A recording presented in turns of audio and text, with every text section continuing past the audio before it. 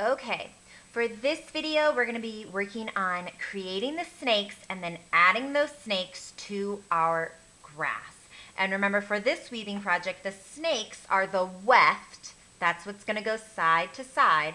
And the grass is the warp. That's what's going to be going up and down, okay?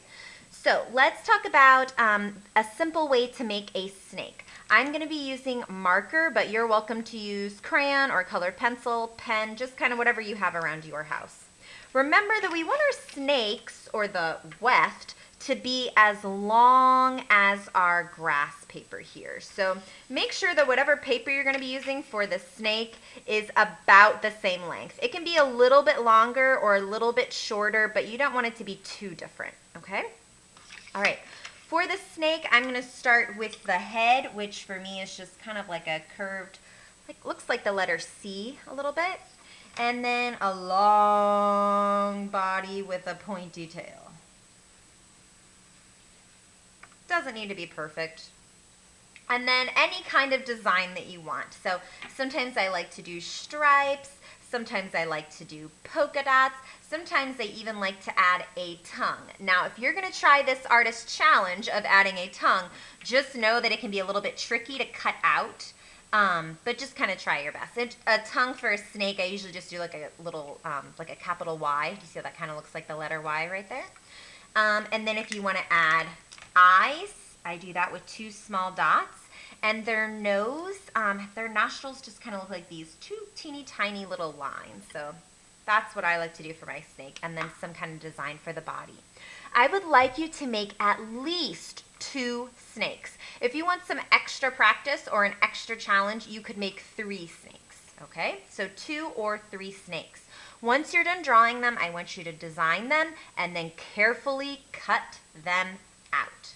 All right, now I have already cut out my snakes for my example, so why don't you go ahead and pause the video so that you have time to cut out your snakes too.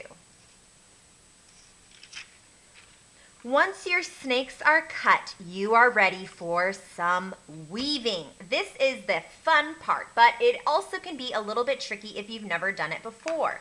For our snake weave, we're going to be using an over-under pattern. So what you have to remember for this weave is over, under, over, under, over, under. Let me show you what that looks like when you're weaving. All right, I'm going to start with the red snake. The first part of my pattern is over. So I'm going to start all the way on this side, and my snake is going to start over the grass. Next is under.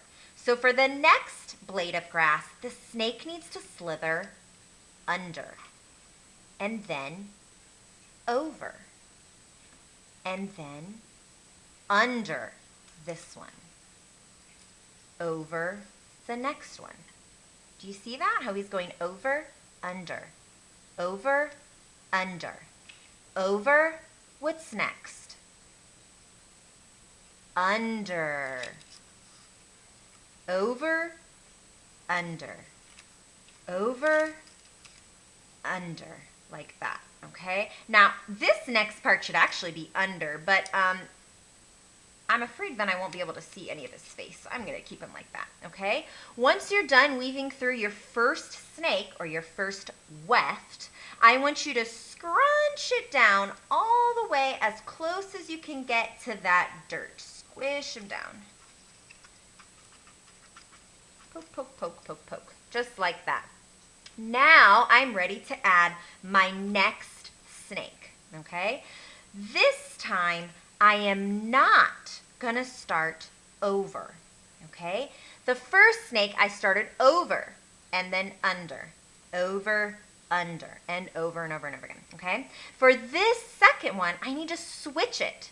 So now I need to start under and then go over, under, over, under, over. So let me show you what that looks like. For this snake, I'm going to start under the grass first. Then he's going to go over this one. Under,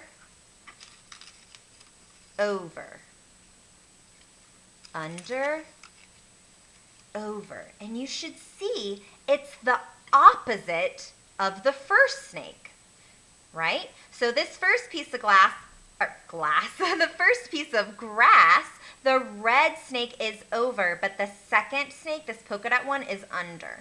Okay, so you should only see one snake on each one of these blades of grass. So I just went under this grass. So over, under, over, under, over, under, over.